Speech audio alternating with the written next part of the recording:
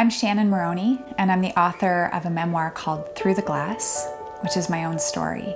And I have the great privilege of being able to share that story and in a way make sense of something senseless that happened and find purpose in a really terrifying experience with audiences who are readers and also audiences that I get to speak to around the world.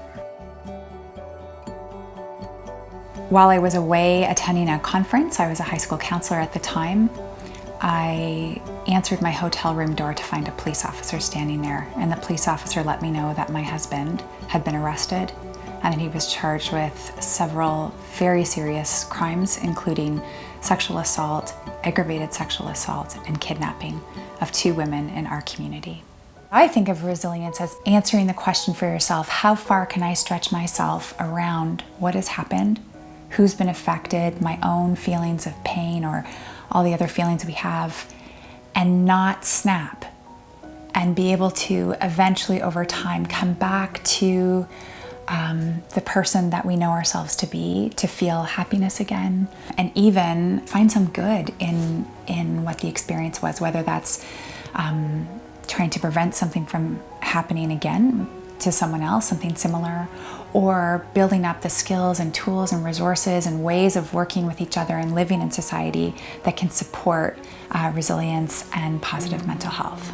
But when you give a victim impact statement in court, you're giving it to an audience that cannot respond. It was, for me, in my experience, it was very cold.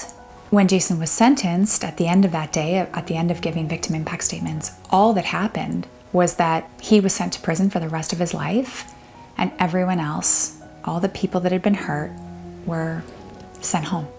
And it changed when I was asked to speak at a conference. And I instantly just felt my fuel tank fill up a little bit for the first time. And the amazing thing happened, not that I said any different words, but that the audience could respond. I think that's what sets me apart in many ways, is I'm sharing a story that has never been heard before.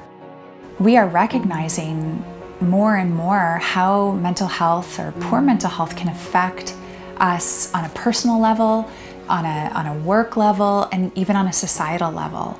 And I think it's really important that we be open, that we share, that we really, really talk about the pain that we might be in. I know that when I share my painful story, it makes it okay for others to share theirs.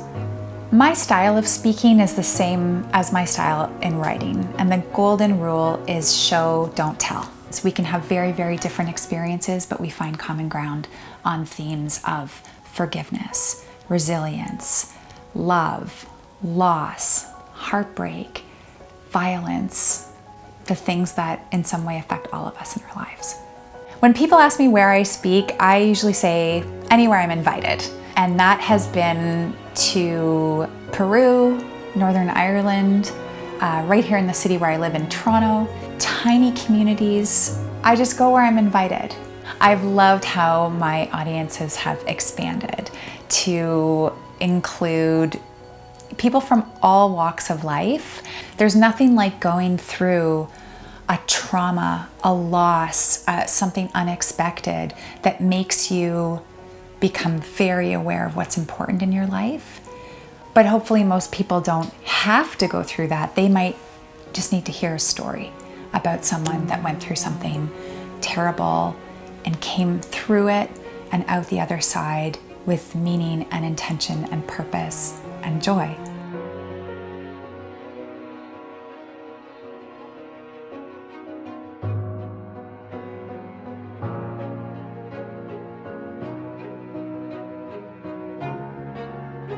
It leaves you kind of wordless.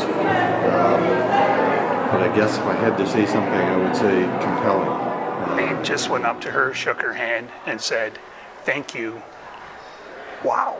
And I thought, oh my goodness, so many people need to hear the story. Whether you are a youth justice practitioner or you're or a professional of the sorts at all, just another human hearing another story of survival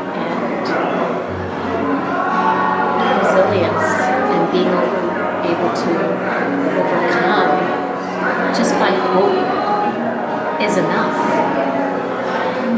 It's amazing. And it just moved me. And I'm so glad that she could come and that I could meet her in person and hear her story again, because it's one that I don't think would ever get old. Same goosebumps, same emotion. She's just so genuine and so honest, and she really makes it resonate with anyone that would be in the audience, whether they're nodding because of something personal that happened to them, or if they're thinking about their job and what they do every day. I think, it's just riveting, really. I love her.